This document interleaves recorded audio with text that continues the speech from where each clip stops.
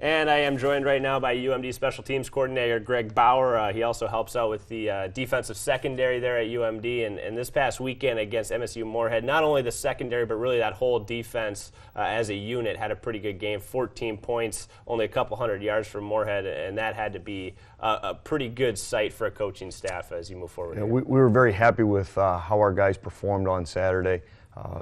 We gave up a touchdown on their first drive. The guys didn't panic. We made a couple of adjustments on the sideline, and they went out and executed the plan well. And we gave up another score in the third quarter. But overall, our guys performed well, and they made plays when they had opportunities to make plays. One guy who continues to make plays. We've talked about him a couple times on this show already this fall, but he keeps kind of coming back into the conversation is Darian Fletcher, and he just seems like a guy who every situation you're going to want him on the field. It doesn't matter, down a distance. It doesn't matter, the score. He's a guy now as a senior that you want out there, and he's going to make a play for you. No question about it. And I think that's the biggest thing he's done this year. He's had opportunities to make plays. People have thrown the ball at him, and they continue to do it. And whether it's a pass deflection, a pass breakup, or an interception, he finds a way to make the play.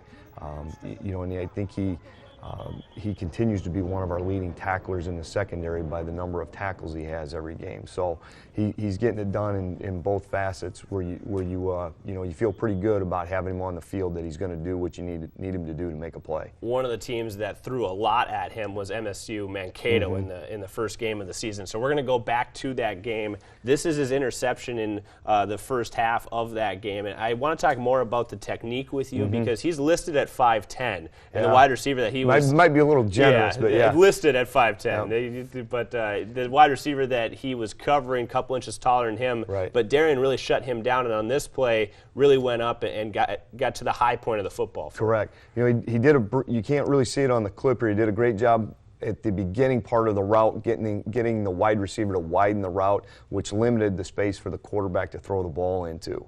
And then he was in great position. We talk about looking and leaning on a fade route, and he was right there with the guy leaning into him.